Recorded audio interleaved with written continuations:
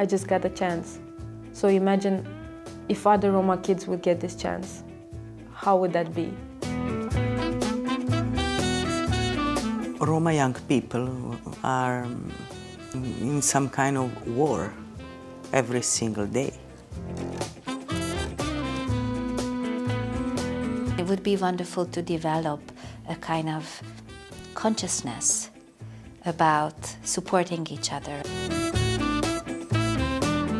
If we want to do something for ourselves, to lead ourselves, then we have to study. If you do not study, then the others will do it.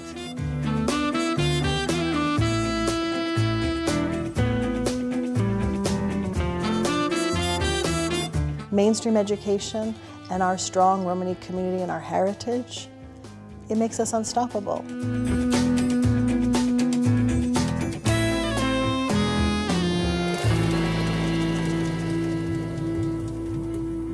I'm Vicente Rodriguez. I'm a Roma human rights activist.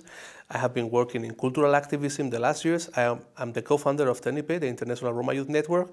I'm the founder of Roma Pop, which is an international effort on advocacy for pop culture rights for Romani people. And I'm also an OSF fellow.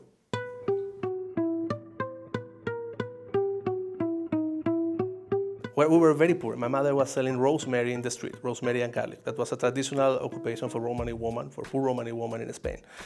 She was making something that will be the equivalent today to 5–10 euros a day. And she was selling in the street, talking with everybody. One day we entered in a kiosco, and I saw one number of the Fantastic Four from Marvel Comics. I was 6 years old. I started to stare to the comic book. Now, this comic book was the equivalent of half of the salary of my mother in a day. My mother could have easily said, this is not affordable, this is impossible, you should not have it. Instead of this, my mother said, do you want it?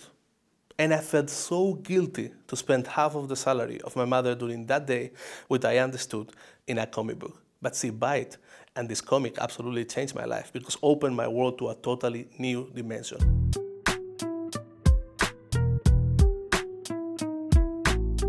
For me, to open the first pages of this comic is like to open a door to a totally different world, absolute world. And I start to read, and I get to know in this comic and others that there were Romani characters, Romani superheroes. And the way they were represented, it was a great inspiration for me. From the late 50s till the 70s, it was a time that was characterized by the American Comic Code.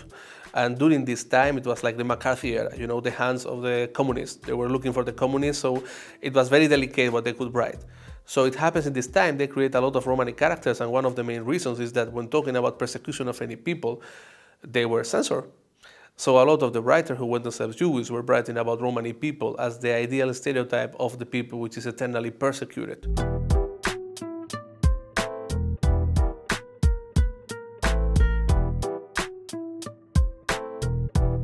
With the time, I discovered X-Men comics, and then I discovered Magneto. Magneto is, in the X-Men movies, you will see he's a Jewish survivor of the Holocaust, but in the comic books, for over 30 years, he was a Romani survivor of the Holocaust. So he became such an inspirational character for me. He don't believe that humans and mutants can coexist, as minorities could not coexist with majority people in World War II, because this is his experience, and he's also a metaphor of the civil rights leader Malcolm X. The message of the comic book is that if you have not experimented yourself this kind of hate, you don't believe this hate is possible. So of course you go for coexistence. But once you have excluded as a way, like in the Holocaust, you can never put out of your mind the idea that no matter what is your difference, you'll never be accepted in a wider society. Other amazing character is Scarlet Witch. Then you have Quicksilver. Then you have Robin. Nightwing, Richard Grayson, these are all the same guy, and he was the sidekick, legendary sidekick, original sidekick of Batman. He was revealed to be of Roma origin in the early 2000s in a retcon. And then you have people like Nightcrawler. Nightcrawler is also an X-Men character. He was adopted by Romani people.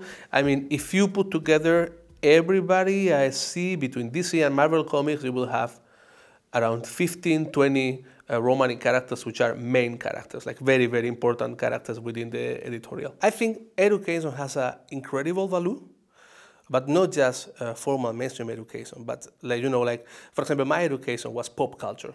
And actually, comic books are the fast food version of the universal classics, For example, if I go to a community and I talk about William Blake or utilitarianism or Bentham or English philosophy, if you want, I cannot talk about this directly. I mean, I cannot just pull them extract of the Tiger and William Blake poetry and whatever to the people, but I can go to comic books and I can go to pop culture, and people will be able to process this faster and in a more familiar way.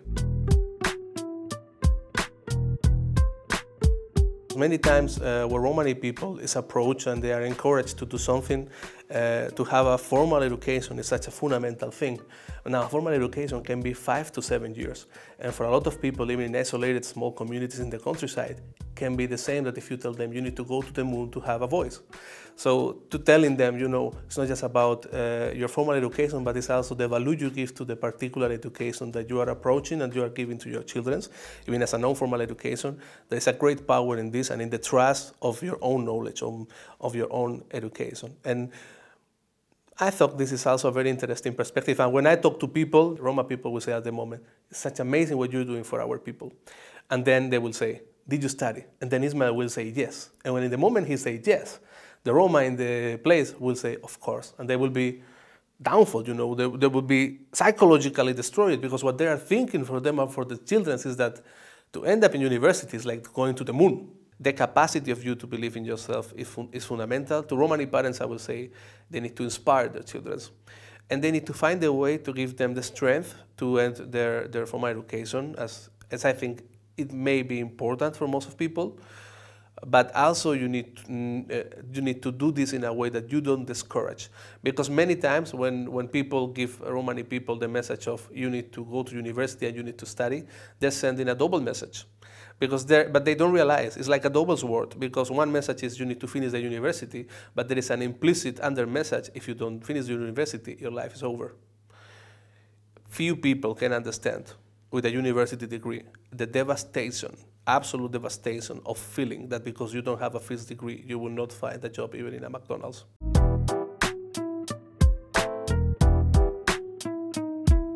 Before Thomas Edison discovered the way how to make a light bulb glass to survive the process of electricity through it, he failed 1,000 times.